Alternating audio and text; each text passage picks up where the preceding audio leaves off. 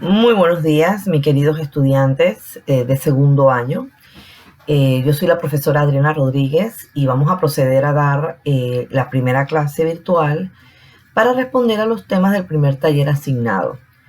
Esta clase corresponde a los grupos de segundo año grupo matutino, grupo 1 y grupo 2 y segundo año vespertino, en la tarde, por supuesto. Primero, pues remitirle mis bendiciones y decirles pues que traten de atender las indicaciones que ha señalado el Ministerio de Salud, sobre todo porque nosotros debemos aportar nuestro granito de arena en este problema pues que nos aqueja actualmente. A los que están en casa, que se han quedado en casa y han seguido las recomendaciones, mis felicitaciones. Bendiciones a todos. Para iniciar, pues tenemos que irnos a la lectura que se le asignó a ustedes sobre el tema de la responsabilidad internacional. Van der Swan, como ustedes lo ven en la lectura, señala una serie de planteamientos sobre el tema de la responsabilidad internacional. En primer lugar, habla de que dice, y voy a citar, en un ámbito propio del problema del ordenamiento internacional, extenderle la teoría interna del ilícito penal a las cuestiones que se susciten, ya que existen diferencias intrínsecas entre ambos ordenamientos. Cuando Van der Swan hace el análisis de ambos ordenamientos, él está señalando o haciendo referencia al ordenamiento interno. Ya ustedes deben saber qué es el ordenamiento interno. Es el ordenamiento que está dentro de las fronteras de un Estado. Y el ordenamiento internacional. En el ordenamiento interno, por supuesto que a nosotros nos va a regir en la parte penal o en la parte civil todo lo que corresponda a la normativa interna de un Estado. Si una persona comete un ilícito dentro de un Estado, pues es responsable. Sobre todo porque algunos estados como Panamá tienen el principio de territorialidad. ¿Okay? En el caso de la esfera internacional, se pueden dar muchas aristas. La primera que nosotros vamos a ver, y es la que vamos a esbozar en este momento, es la responsabilidad del Estado. En este caso no estamos hablando de personas, sino del Estado como algo más concreto. Digamos más abstracto, porque más concreto lo vamos a analizar después. Más abstracto, el Estado realiza una acción que en ella pues transgrede algunas normas de carácter internacional y por lo tanto hay responsabilidad. Esa es la primera parte. Van der Swan también en segunda instancia dice quiénes son los sujetos implicados en el derecho de la responsabilidad internacional, tanto en la esfera pasiva como en la esfera activa. Tenemos que tener claro que por ahora nosotros lo que estamos viendo definitivamente es ¿quién es el sujeto? Vamos a partir en este momento que en el derecho internacional el sujeto es el Estado. ¿Sí? El Estado es el sujeto responsable en cualquier acción que realice, pero que tenga connotaciones internacionales.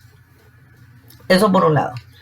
Y te dice activa y pasiva. Esto es bien interesante, porque a veces pensamos que se es responsable por alguna acción, pero a veces puede pasar que se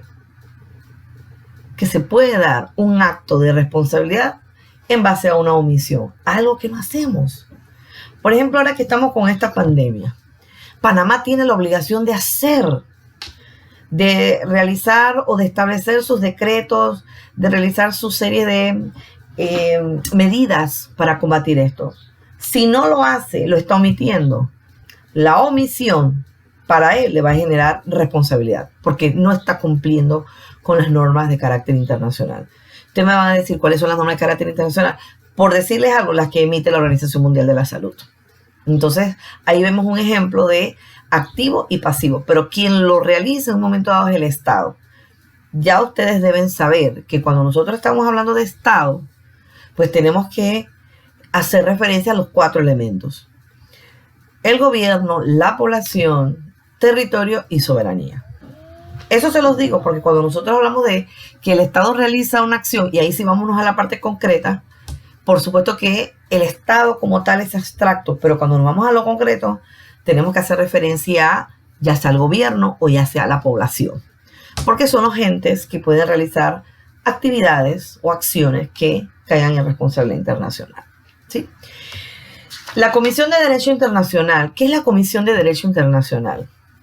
Pues en Naciones Unidas, la Organización de Naciones Unidas, que es la organización que por antonomasia contempla a todos los estados, es la organización madre porque es de carácter universal. Ellos, muy preocupados, hace 50 años atrás, digamos así, 1960, 1970, ellos estuvieron preocupados porque veían que los estados cometían determinadas acciones y no se generaba ninguna responsabilidad, no se sabía cómo hacer para que ese estado entrara en razón, tuviera conocimiento que cometió un acto que generó responsabilidad y por lo tanto tiene que indemnizar. Entonces la comisión dice, mira, mejor vamos a reunirnos y vamos a hacer un documento donde te explique todo. Cuando se está hablando de un hecho internacionalmente ilícito, qué es responsabilidad internacional, quiénes, en el caso del derecho internacional, son los responsables de estas acciones, cuáles son las indemnizaciones que se pueden hacer o se pueden plantear. Entonces la comisión hizo un documento que fue revisado y redactado por los juristas de ese momento y ellos lo plantearon. Entonces, cuando ustedes ven en la lectura que se hace referencia a la Comisión de Derecho Internacional, no es más que esto. El grupo de personas que planteó el tema de la responsabilidad internacional y cómo se podía llevar. Bien, ¿cuál es el fundamento? ¿Cuál es el fundamento de la responsabilidad internacional? El fundamento de la responsabilidad internacional no es más que el hecho ilícito, el acto ilícito. ¿Qué es el acto ilícito? Bueno, en primer lugar hay que plantearse algo. Ustedes ya están en segundo año. En primer año debieron haber dado lo que son las fuentes del derecho internacional. En las fuentes del derecho internacional usted va a encontrar una serie de normas escritas y no escritas. ¿Cuáles son esas normas? Para hacer un repaso, los tratados, la costumbre, y digo no escritas porque la costumbre no es escrita, los principios generales del derecho internacional, la jurisprudencia y la doctrina. ¿Estamos claros? Entonces, cuando se habla de tratados, el tratado es una norma. Están los principios generales del derecho. ¿Cuáles son los principios generales del derecho? Pues el principio de integridad territorial, el principio de soberanía o igualdad soberana de los estados, el principio de no intervención en los asuntos internos del estado, el principio de la libre determinación de los pueblos, el principio de la no utilización de la amenaza o del uso de la fuerza contra otro estado y el principio de cooperación y de buena fe. Cuando un estado transgrede, por ejemplo, alguno de estos principios, inmediatamente está cometiendo un acto ilícito. Inmediatamente. Cuando un estado no cumple un tratado, que es una norma escrita, está cometiendo un acto ilícito. Entonces, ¿qué es el acto ilícito? Y vamos a leer el concepto que nos dan algunos de los autores. Todo hecho internacionalmente ilícito de un estado da lugar a la responsabilidad internacional de este. Entonces, nosotros vamos a encontrar que el acto ilícito es precisamente eso, la transgresión de una norma de carácter internacional. Ya hemos definido eso. Muy bien. En este concepto que nosotros les estamos dando vamos a encontrar algunos elementos. Yo espero que esta clase la tomen en serio y vayan tomando apuntes porque la idea de la clase es enriquecer lo que les dejé en la lectura. Entonces, vayan tomando apuntes, vayan haciendo sus señalizaciones de los temas que yo les estoy abordando porque algunas cosas son nuevas. Están en la lectura, no es que sean nuevas, son complemento de la lectura, para que estemos claros. En los elementos de la responsabilidad internacional nosotros tenemos que encontrar, por decir algo, varios ítems. Primero, la violación del derecho internacional. ¿Qué puede ser el acto u omisión? Ya lo explicamos. Esa omisión o esa acción que se realiza debe ser imputable ¿a quién? A un Estado. Entonces quiere decir que hay una imputabilidad de tal violación al Estado, porque tiene que haber alguien responsable de esa acción o de esa omisión. Y esa acción y esa omisión, adivinen qué, debe generar un daño material o moral, para que el Estado se sienta agraviado. Por ejemplo, el Estado que en un momento dado fue atacado o fue violentado en sus principios, diga, yo tengo derecho a que se me indemnice por el daño ocasionado.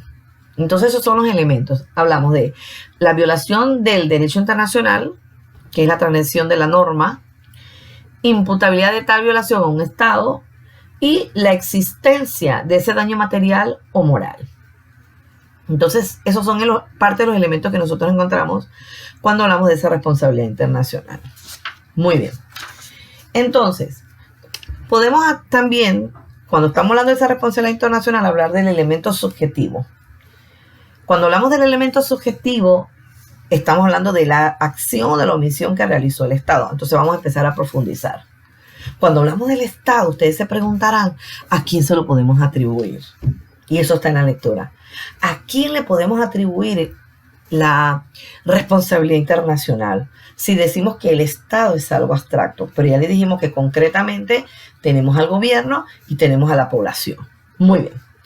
Entonces puede pasar, uno, que existan hechos que se le puedan atribuir la responsabilidad al Estado, pero esos hechos fueron cometidos por alguno de sus órganos. ¿Qué órganos encontramos en el Estado panameño? El órgano judicial, el órgano legislativo y el órgano ejecutivo. Significa que cualquiera de esos tres órganos, recuerden que ellos se dividen en ministerios y en diferentes dependencias, cualquier acción que realice ellos, estamos hablando a nivel internacional, va a generar, es la representación del Estado, porque ellos son órganos del Estado, y va a generar un tipo de responsabilidad internacional. Entonces, esto es interesante porque tenemos que tener claro que esos órganos van a generar, pueden realizar acciones que generen responsabilidad. Por ejemplo, veamos en el caso del órgano jurisdiccional, del órgano judicial, por decirles algo. Ejemplos, y vamos a leer un poco, esto es complemento. Denegación de justicia, 1. Para Hugo Grocio, estamos citando al jurisconsulto Hugo Grocio, el derecho se deniega si no se obtiene en tiempo idóneo el juicio contra el delincuente o el deudor, y también cuando en cosa dudosa se ha juzgado manifiestamente contra derecho. Si nosotros tenemos aquí a un extranjero que un proceso debería, dice la norma, debería demorar 6 meses y tiene 5 años, y en ese proceso no será resuelto, ahí hay denegación de justicia. O en algún momento dado, no se cumple con las normas establecidas. 2. Demora voluntaria y maliciosa en la administración de justicia. Surge cuando existe una lentitud en la administración de justicia de mala fe. Hay que comprobar la mala fe por parte del Estado en demorar los procesos. Recuerden que tienen que agregarle esto al carácter internacional. Tienen que agregarle que las figuras pueden ser un extranjero. Es más, puede suceder que la demora de la justicia sea también hasta entre nuestros propios nacionales. Y ya nosotros hemos encontrado, por decirles algo, que el sistema de administración de justicia en algún momento dado, ya sea por una mala fe comprobada, puede hacer demora en sus fallos. Los fallos injustos. Les hacía referencia cuando hablábamos de que los nacionales pudiesen verse afectados. Recuerden que existen tribunales ya internacionales como la Corte Interamericana de Derechos Humanos que sanciona al Estado cuando no cumple las normas establecidas para aplicárselas a los panameños. Por ejemplo, para aplicarse a los nacionales específicamente. Entonces, si nos percatamos, ya podemos ver entonces que el Estado siempre en algún momento va, a través de su órgano de administración de justicia, a generar algún tipo de responsabilidad. Los fallos injustos, además de responder por los hechos mismos que realicen en este órgano. En el caso del órgano legislativo, ¿qué podemos nosotros decir del órgano legislativo de algunas acciones cometidas por el órgano legislativo? Puede ser que incurra en irresponsabilidad, por ejemplo, cuando, como resultado de la promulgación de una legislación incompatible con sus obligaciones internacionales. Vamos a suponer que Panamá es parte de los convenios de protección de los derechos humanos y de pronto Panamá aprueba una ley internamente que aprueba la pena de muerte. Si se dan cuenta, Panamá no puede aprobar una ley que contemple la pena de muerte porque ella ha suscrito un sinnúmero de tratados protectores de los derechos humanos. Si ello lo hace, Panamá podría ser demandada por un acto de irresponsabilidad porque no ha cumplido con sus normas, con las normas de carácter internacional. o la falta de legislación necesaria para el cumplimiento de dichas obligaciones. Esto significa, por ejemplo, que va a pasar que en algunos momentos el Estado tiene obligaciones de carácter internacional y nosotros lo vemos. Si Panamá, y lo comentábamos en clase, si Panamá quiere pertenecer a algún tipo de organismo o quiere ser un ente competitivo, pues nosotros nos podemos encontrar con el hecho de que Panamá tiene que ajustar sus normas, tiene que modificar, cambiar, reevaluar el tema de sus códigos. ¿Para qué? Para hacer cumplir sus normas o las normas de carácter internacional. Y definitivamente, entonces, en el órgano ejecutivo es igual. Ahora hay que aclarar algo. Cuando se hace referencia a órganos del Estado, tenemos que aclarar específicamente que la acción realizada tiene que darse o tiene que realizarse por un ente que represente al Estado. Si Adriana Rodríguez lo hace, pues no va a pasar nada. Si Adriana Rodríguez comete una ilegalidad, pues tendrá que responder ante los tribunales panameños. Clarito. Pero si esa acción en un momento dado la realiza un presidente de un país, o de la corte, o un diputado, o un funcionario que represente al Estado, y esa acción que él realiza transgrede normas de carácter internacional, entonces estamos hablando del acto ilícito cometido por un Estado. Entonces hay que aclarar esto porque la acción debe ser atribuida, la acción ilícita debe ser atribuida a un ente que represente al Estado, ¿ya? ¿Qué pasa, por ejemplo, cuando los hechos son realizados por los particulares? Imaginémonos que nos vamos a una manifestación. Todos los que están ahí son particulares. Y en esa manifestación, recuerden algo. Imagínense que la manifestación termine entrando a una embajada de cualquier otro país, de cualquier país. Y recuerden que las embajadas son una extensión de ese Estado en nuestro territorio, por lo cual Panamá, ante una situación de emergencia, lo primero que tiene que hacer es proteger las embajadas. Pero imagínense que esa manifestación ingresa a la embajada, la destruye, etcétera, etcétera, etcétera. ¿Quién es responsable? ¿Los particulares? No. Los particulares lo serán internamente. El responsable es el Estado a través de su gobierno, porque debió haber protegido las embajadas, porque debió haber controlado la manifestación, porque debió en todo momento haber velado por el hecho de que esa embajada no fuera tocada, no entraran las personas y la destruyeran. Entonces, Panamá como Estado es responsable a través de sus órganos. ¿Qué órganos pueden ser? Bueno, del Ejecutivo. ¿A quién le toca la responsabilidad de proteger los bienes y sobre todo en el caso de las embajadas? Pues en este caso sería el Ministerio de Gobierno y Justicia. Entonces, ¿quiénes son ellos los que representan al Estado? Bien, esto en el caso de los particulares. Ahora, nosotros también podemos encontrar otros temas dentro de un Estado. En un Estado nosotros podemos encontrar movimientos insurreccionales. Aquí en Panamá no hay, pero existen otros países donde existen movimientos insurreccionales. Por ejemplo, en Colombia los hubo. Movimientos insurreccionales o movimientos de liberación o movimientos que buscan las mejoras porque el gobierno no les da esos beneficios o verdaderamente no tiene contento a sus súbditos. Los súbditos siempre están contentos cuando el Estado cumple con las medidas necesarias para que todos estemos bien, salud, vivienda, etc. Pero puede pasar que existan grupos que se reúnen, algunos le llaman guerrillas también, para en un momento dado, de alguna manera presionar al Estado, al gobierno de turno, para que sus deseos o esas necesidades que ellos tienen sean vistas, sean tomadas en cuenta. ¿Qué pasa con los movimientos insurreccionales? En muchos casos, el movimiento insurreccional se puede controlar. Se sabe que está en un lugar. Pero ¿qué pasa cuando el movimiento insurreccional toma cuerpo? Hay varias cositas que hay que aclarar aquí.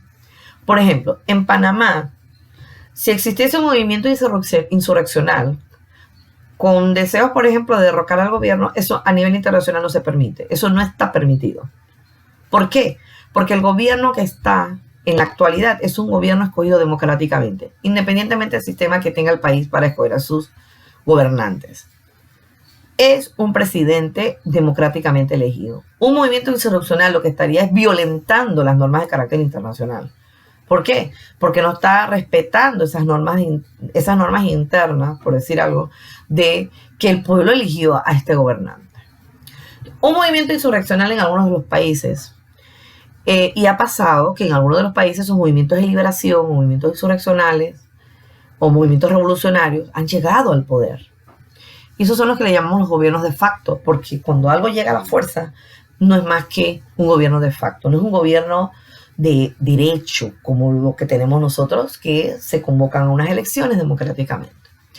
¿Qué pasa si el movimiento insurreccional llega a estar en el poder? ¿Ya? Y es el que va a representar al Estado. Ustedes podrían pensar, ese movimiento insurreccional es responsable de los hechos que cometió, porque para llegar al poder tuvo que haber realizado una serie de acciones que van en contra del derecho internacional. Por ejemplo, atentar. Puede pasar entonces, como estábamos comentando, que el movimiento insurreccional llega al gobierno. ¿Estamos claros? Podríamos decir, es responsable. Por supuesto que es responsable, porque en ese devenir de ese movimiento insurreccional o ese movimiento de liberación tuvieron que haberse dado, como se lo señalaba anteriormente, una serie de actos que pueden afectar a nacionales y a extranjeros, que pueden afectar a las embajadas, que pueden afectar en algún momento dado determinados lugares que nos pueden comprometer a nosotros, como por ejemplo el caso de las fronteras. Entonces podríamos decir, ese movimiento insurreccional que ahora está en el gobierno tiene un grado de responsabilidad. Y por supuesto que sí. Ahora bien, el movimiento que ahora es gobierno pudiera decir que todo lo que él hizo lo hizo en legítima defensa. Pero nada más lo voy a dejar aquí porque todavía no estamos hablando de las excluyentes de ilicitud. Entonces ya vemos que los movimientos insurreccionales también en algún momento dado pueden realizar actos que generen responsabilidad internacional, por un lado. Entonces, hay varias teorías, ustedes las vieron. Voy a proceder a leer, aquí las tengo todas, las preguntas que ustedes hicieron en sus comentarios, en sus resúmenes, y va a haber una combinación de nombres porque yo las agrupé todas, porque como es el mismo temario, voy a señalar de pronto los nombres porque tengo que hacer valer el hecho de algunos estudiantes que, bueno, la mayoría, algunas coinciden, pero procuraremos responderlas para que tomen en cuenta que nosotros estamos haciendo nuestro trabajo como docentes. Leer los resúmenes, leer el vocabulario, leer las preguntas y tratar de responderlas. Las que no se responden, les voy a decir por qué no las voy a responder. Lo más probable es porque no sea el momento, o lo más probable es porque sea un tema que ya usted debe saberlo. Dice Brenda, nos pregunta, ¿cuándo se dice que los estados no pueden usar su derecho interno para eludir la responsabilidad internacional? ¿A qué se refiere? Un estado no puede decir, no, es que yo no sabía, o es que mi derecho interno, en el caso de la pena de muerte, no puede decir, no, es que mi derecho interno dice que yo puedo tener pena de muerte, perdón, pero si usted, Estado, ha suscrito normas de carácter internacional, un tratado de protección de los derechos humanos o un tratado, por ejemplo, de eliminación de pena de muerte, usted no puede tener una norma interna que vaya en contra. Entonces yo no puedo eludir mi responsabilidad en base a que no es que el derecho interno dice esto, no se puede hacer. Normalmente lo que tiene que pasar es que el derecho interno, por eso los tratados, y eso deben saberlo ustedes, cuando entran al país, cuando van es una norma que va a entrar y va a regir en el país, debe ser revisado. ¿Por quién? Por el órgano donde estemos representados todos, el órgano legislativo. El órgano legislativo recibe el tratado, lo revisa. ¿Qué va a ver? ¿Qué es lo primero que tiene que ver el órgano legislativo? Que el tratado no choque con ninguna norma de carácter interno. Si el tratado choca con una norma de carácter interno, pueden pasar dos cosas. Retiramos el tratado o la norma la embonamos con el tratado porque nos interesa. Y eso es lo que ha pasado, por ejemplo, en los casos donde hemos tenido que modificar nuestra norma para regular temas de narcotráfico, para regular temas de blanqueo de capitales, para regular temas de terrorismo. Eso hemos tenido que hacer nosotros aquí en Panamá. Entonces, ahí les estoy dando el ejemplo. No podemos decir que vamos a eludir una norma de carácter internacional porque nuestro derecho no. Existen países que toman la segunda opción, como Estados Unidos. La primera opción, perdón, como Estados Unidos. Esta norma contraviene mi derecho interno, no la acepto. Por eso es que Estados Unidos no te ratifica, no te suscribe tratados sobre medio ambiente, sobre temas de terrorismo. ¿Por qué? Porque sabe que son normas que van a sobre pena de muerte, porque van a ser normas que van a chocar con su derecho interno. Esperemos haber aclarado esta pregunta. Se dice que la responsabilidad es colectiva, ya que recae en todos, pero también que hay excepciones donde puede ser individual. Pregunta Brenda, ¿cuándo podría ser individual? Individual es cuando la comete el Estado, pero a veces nos puede pasar que la acción la realicen 2, 3, 4 estados. ¿Ya? Por ejemplo, cuando se dio la guerra de los Balcanes, la organización está compuesta por muchos estados. La organización que entró en un momento dado a responder ante esa guerra es la Organización del Tratado Atlántico Norte. ¿Estamos claros? Una organización formada por varios estados significa que hay una responsabilidad colectiva. ¿Qué sucede? Esa organización, al momento de que realizó incursiones, ataques, terminó destruyendo puentes, terminó destruyendo una Cruz Roja, una estación de Cruz Roja Internacional, lo cual no debió haber hecho nunca. Los puentes en tiempo de guerra no se pueden destruir porque son las maneras de hacerle llegar a las personas los alimentos, las medicinas, etc. Eso, en un momento dado, si el Estado quisiera demandar a la organización, tendría que darse como organización un tipo de responsabilidad colectiva. Y por supuesto, la individual es la que comete cada Estado por sí solo. Bien. Natalie me pregunta, ¿qué es la reparación en derecho internacional y cuáles son sus causas? Bueno, la reparación no es más que cuando a mí se me hace un daño, reparar por ese daño. Normalmente en derecho internacional es reparaciones, que es lo que todo el mundo pide, que se hagan las reparaciones para no ir a una guerra. Las reparaciones son en metálico, podríamos decir. Por ejemplo, les voy a dar un ejemplo bien interesante. Aún cuando no existía responsabilidad internacional, tal como se los expliqué en la comisión, porque la comisión vino a ver esto en 1970. Pero les digo algo. Cuando se dio la Primera Guerra Mundial, Alemania fue sancionada por los actos que realizó. Pero imagínense que estábamos en guerra. Pero aún así ella se le responsabilizó de los actos cometidos. Y se le dijo, los actos cometidos por usted generaron una responsabilidad y usted tiene que pagar. Se le ordenó a ellos que pagaran en dinero, estamos hablando de cualquier cantidad de dinero, para indemnizar a los estados que fueron afectados. Cuando vino la Segunda Guerra Mundial, Alemania paralizó los pagos que estaba realizando, y cuando una cuenta se paraliza, ¿qué sucede? Empiezan los intereses a generarse.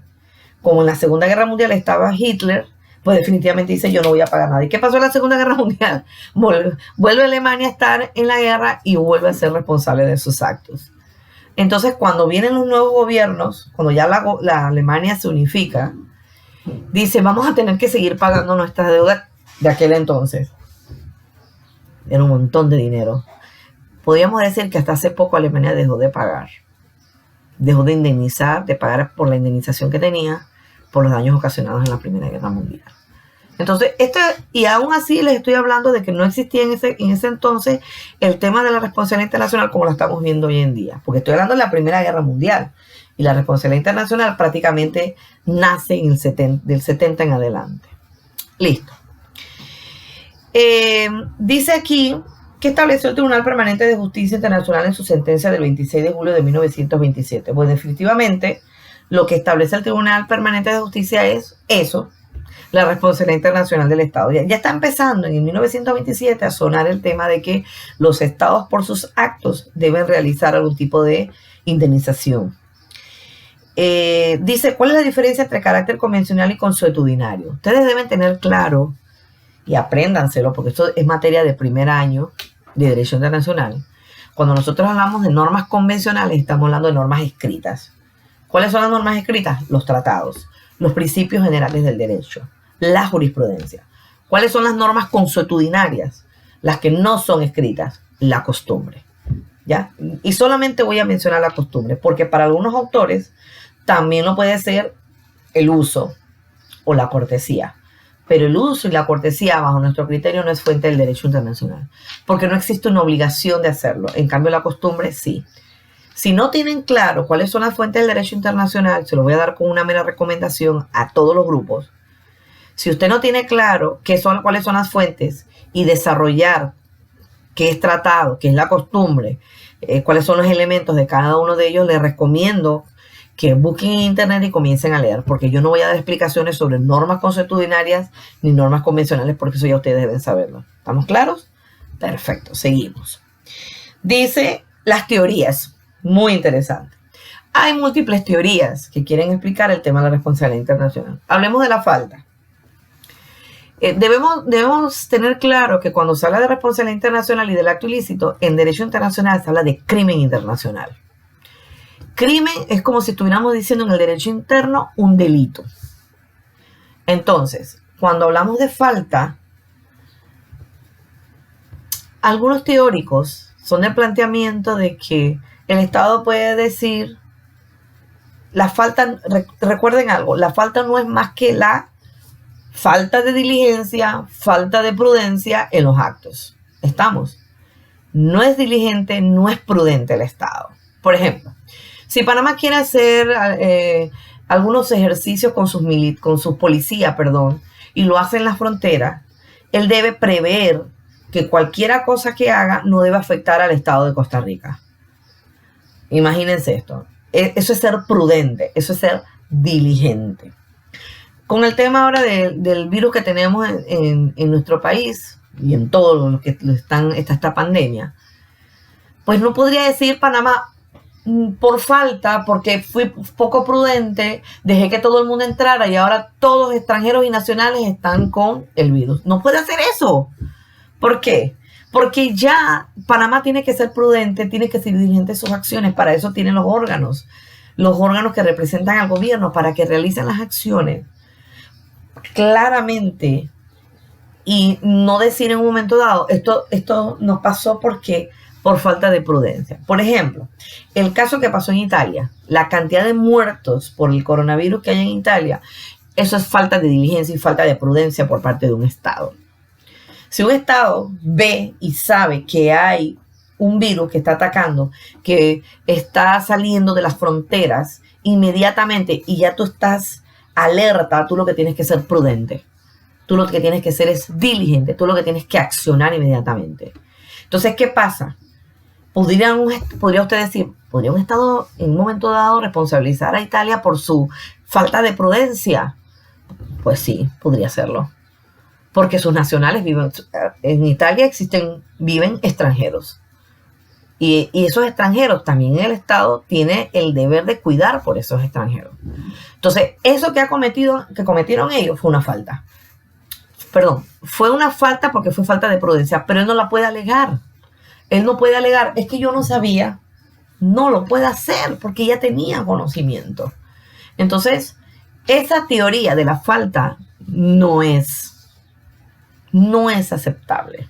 Tú no puedes decir, es que esto me pasó porque yo no fui prudente en mi accionar. No lo acepto. O sea, los teóricos la establecen, la doctrina la plantean, pero no es parte decir en un momento dado, este acto se cometió por falta. Para otros también se habla de la cortesía, para otros se habla de la culpa, etc. Nosotros podemos determinar en este entonces que ninguna de esas teorías vienen a fundamentar lo que es verdaderamente el acto ilícito. El acto ilícito es la intención. El hecho internacionalmente ilícito es precisamente la transgresión de una norma de carácter internacional. Y cuando tú la transgredes, tú estás consciente, el Estado está consciente que la estás transgrediendo. Tú no puedes decir, no, es que no fui prudente. No, la está transgrediendo. Como cuando un Estado se anexiona a una parte de otro Estado, como lo hizo Irak con Kuwait. Se lo anexionó. Lo hizo intencionalmente. Eso es un acto ilícito. ¿Por qué? Porque existe el principio de integridad territorial y existe el principio de soberanía de los Estados. Entonces, esas son parte de de las cosas. Entonces, les aclaro que en derecho internacional se habla de crimen internacional. Crimen internacional no es más que la violación, es el acto ilícito, la violación de una norma de carácter internacional. Hay una serie de doctrinas, la doctrina Calvo, la doctrina Drago, que tratan de explicar esta serie de responsabilidades. Ahora bien, nosotros debemos tener en cuenta que aun cuando nosotros nos encontremos con estas doctrinas, debemos partir de que el acto ilícito hay que saber reconocerlo. El acto ilícito cometido primero por un Estado, y quién de ese Estado, quién representa al Estado, el órgano que representa al Estado, que fue el que cometió el acto ilícito. El acto ilícito debe ser imputable al Estado como persona jurídica, así mismo es. Una pregunta realizada por Evelyn. ¿Cuál es la relación bilateral entre el Estado víctima y el Estado autor del ilícito? Por supuesto que hay una relación bilateral. ¿Saben por qué? Porque el Estado víctima, ¿qué va a hacer? Va a demandar. Va a presentar una demanda ante el Estado que le realizó el acto ilícito.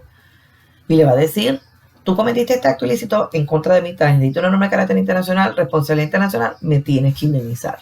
Así que hay una relación bilateral en ese sentido. Profesora, podría ser multilateral. Ya hablamos de la responsabilidad colectiva. Pueden haber muchos estados afectados que demanden a uno solo. Puede haber muchos estados que cometieron el acto ilícito y un solo estado afectado. Un estado entonces los demanda a todos colectivamente. Dice Germán, ¿por qué considera que la responsabilidad internacional es una institución de origen consuetudinario? Se dice que es de origen consuetudinario porque se empezó a dar con la costumbre, con una serie de hechos que se dieron mucho antes, donde los estados realizaban acciones que iban en contra, no más bien estados, sino pueblos que realizaban acciones en contra de otros pueblos. Entonces los pueblos reaccionaban. La idea, cuando se habla de responsabilidad internacional, es no inmediatamente irnos a una guerra porque un estado cometió un acto ilícito. No. Para eso existe el arreglo pacífico de las controversias. Para eso existe la mediación, la conciliación y la negociación, para que los estados puedan... ¿Cometiste un acto ilícito? Bueno, vamos a ver si negociamos. Tú me hiciste un daño, ese daño pues a mí me costó 10 millones y necesito que me repares. Entonces el estado puede decir, vamos a negociar, para no irnos a una guerra. O sea, la guerra es lo último, la última instancia que en un momento dado los estados realizan o quieren realizar en contra de un estado. Eso no se quiere, honestamente. Dice Yatsuri, ¿cuál es la restitución de la reparación del daño en cuanto a la responsabilidad internacional? Puede haber muchas maneras de restitución. La más que ha utilizado a nivel internacional es la restitución económica.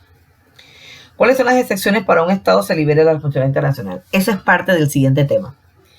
El siguiente tema que la profesora les va a hacer llegar en este fin de semana, tal vez hoy o el fin de semana, es un nuevo taller que vamos a ver las excluyentes de ilicitud. Nosotros ahorita mismo nosotros hace un momento hemos explicado la responsabilidad internacional, hemos explicado el acto ilícito, hemos explicado lo que genera, ¿sí?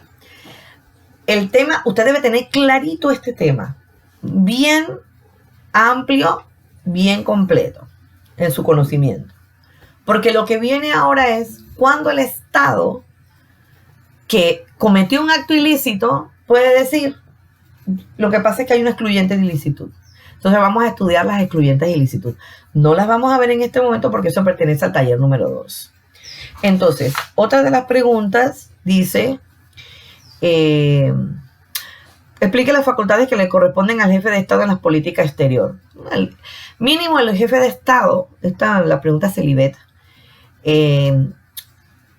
dentro de las facultades que tiene el Estado o el gobernante a nivel exterior, mínimo tiene que respetar la idiosincrasia, la cultura y los planteamientos que tengan otros estados, siempre y cuando no intervengan en los de él.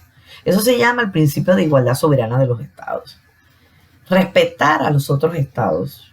¿Y quiénes los tienen que respetar? Pues los gobernantes y todo aquel que vaya a representar al Estado ante una determinada instancia. ¿Quién condiciona el comportamiento de un Estado internacional?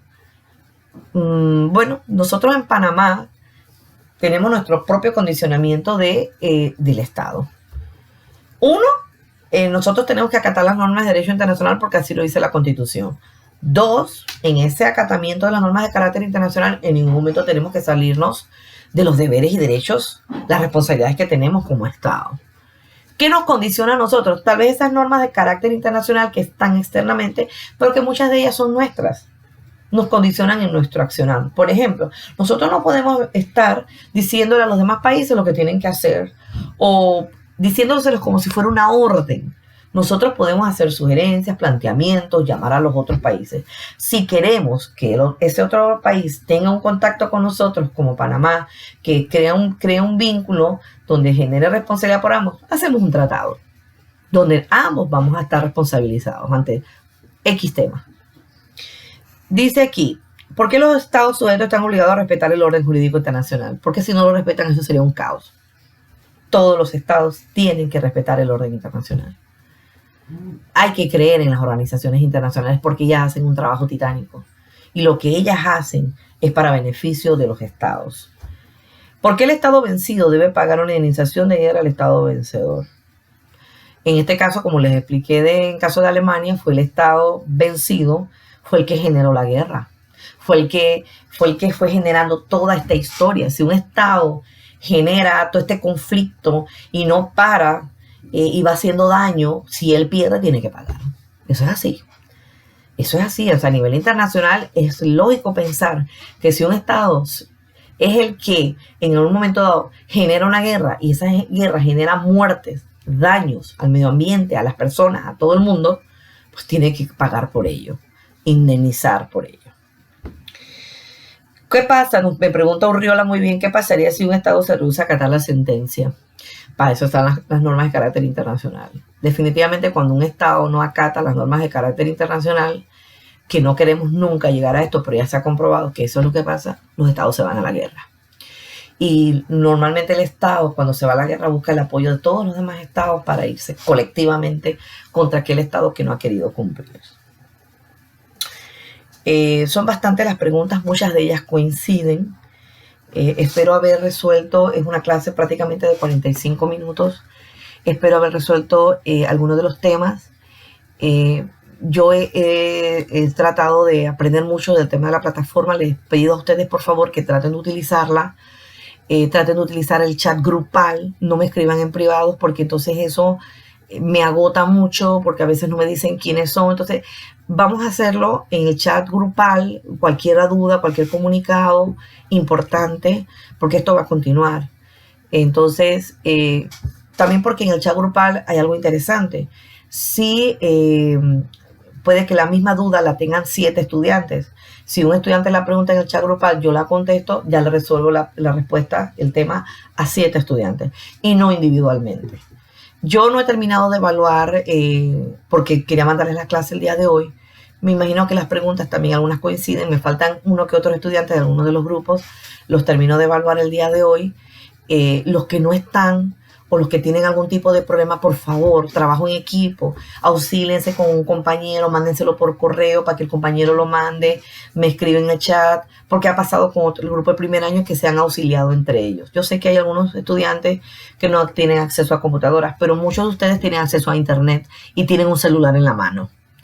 Entonces aprovechen las herramientas que ustedes tienen. No sea solamente para ver Facebook y estas cuestiones, que sea de provecho para ustedes que son los que van a ser los profesionales del derecho. Ha sido un placer compartir estos 45 minutos con ustedes. Se me cuidan mucho. Yo creo que esta temática me gusta. Mandar el taller, que me lo respondan antes del miércoles, así tienen varios días para resolverlo. Y el viernes mandarles la clase explicativa. Eso es lo que vamos a manejar en todas estas semanas que vamos a estar en cuarentena. Cuídense mucho, se me protegen, lávense las manos, a sus familiares también, hacer docencia. Cada uno de nosotros tenemos que aportar nuestro granito de arena. Gracias a Dios vivimos en una provincia privilegiada. Gracias a Dios tenemos de estas herramientas que podemos utilizar, entonces hay que aprovecharlas al máximo. Yo estoy leyendo sus resúmenes, tengo bastante trabajo con ustedes, así que no hay ningún problema. Voy a estar pendiente de sus cosas, pendiente de los temas y por favor, lo único que les pido es cuídense mucho, cuiden a su familia y muchas bendiciones. Ha sido un placer estar con ustedes.